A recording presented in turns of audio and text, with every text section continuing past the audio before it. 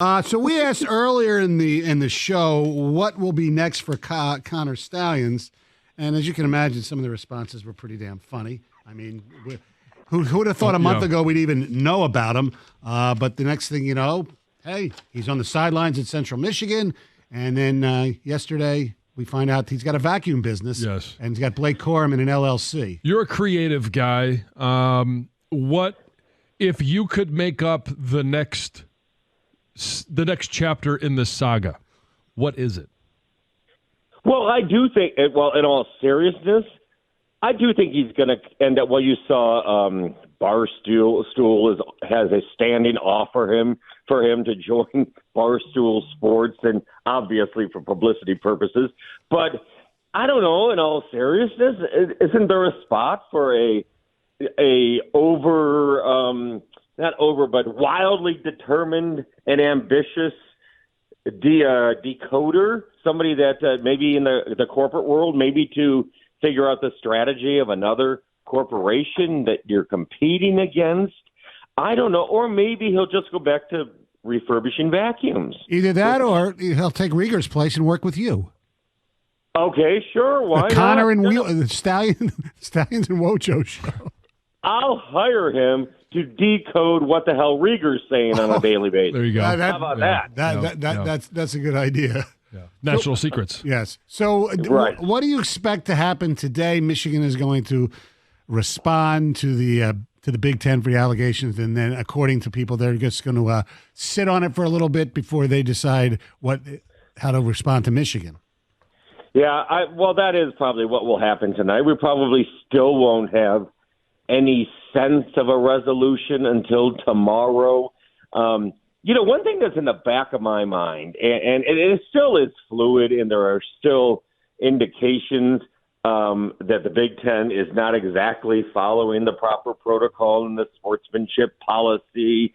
One thing in the back of my mind, because I do think Tony Petitti, the Big Ten commissioner, has botched this to a certain degree. Like, he took something that everybody thought was cut and dried. Michigan cheated. There's this guy. Hey, here's a video. Here's a photo. And turned it into this wildly controversial, and it was controversial anyhow, but I think helped rile up his constituents, the other Big Ten coaches and other Big Ten programs, and has led to this wild mudslinging within the conference, when I do think there is punishment to be rendered at a certain point. Why he felt like, what was the reason it had to, in his mind, be right now? Like, what does he did the main thing he had to do, was alert other Big Ten schools to beware of your signs when you play Michigan. He did that, so that should mitigate the quote-unquote safety concerns and everything else. To me, it's just a public show. And Petitti, from the corporate TV world, I think he's more into images and putting on a show than he is to actually, I don't know, being a leader, rallying the troops. Michigan, yes, if they deserve to be punished, which they probably will, it should happen. But to conjure up all these, I call it mud fights, but it's almost like the programs are throwing feces at each other at this stage, isn't it? Yes. I mean, it's ridiculous. And people say, well, what did he do? Well, he amplified and has allowed to amplify all of the outrage from coaches, and which predictably has led to sleuths or anybody else pointing out, well, lots of Big Ten schools apparently, and maybe everybody, has some sort of sign-stealing mechanism. And how he didn't know where this would go, and maybe he just figured Michigan would be a patsy, because in the past they have been a patsy in issues like this, in punishment issues. But Michigan is in the wrong, in my mind, at least at some level. Let's not forget that.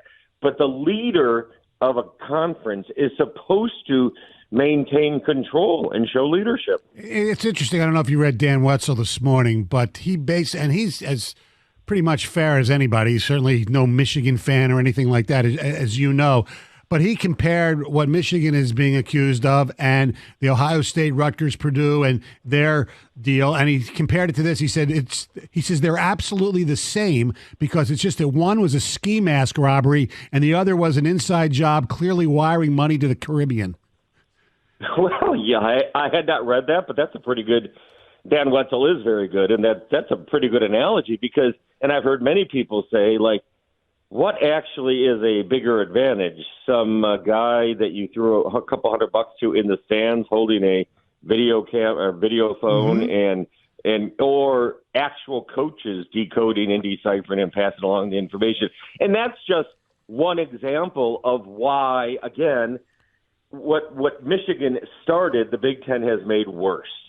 And it comes from inexperience and not knowing how conferences operate and how college football teams operate. That said, the thing that I started to say in the back of my mind is there room in the middle here? And I don't know how it would work, but say Petitti began by saying, we want an indefinite suspension. Now, we can't just choose which anonymous reports we choose to believe from credible sources. And that was one of the reports, indefinite suspension. Ooh.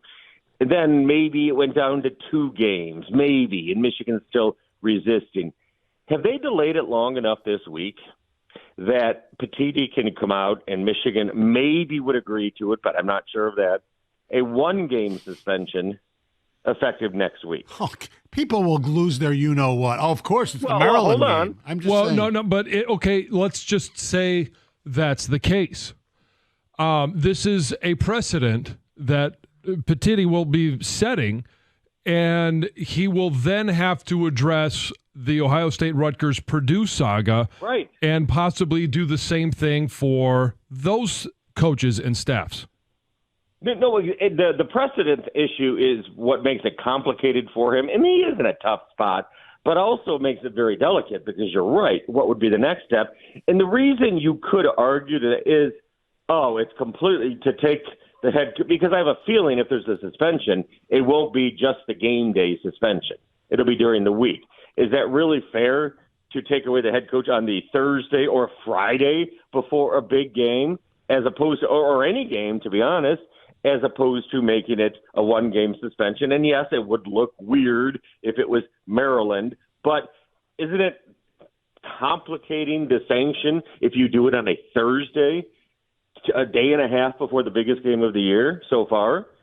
So make it more difficult. If you're going to do 1 game and it's going to be Maryland, don't announce it till Thursday next week.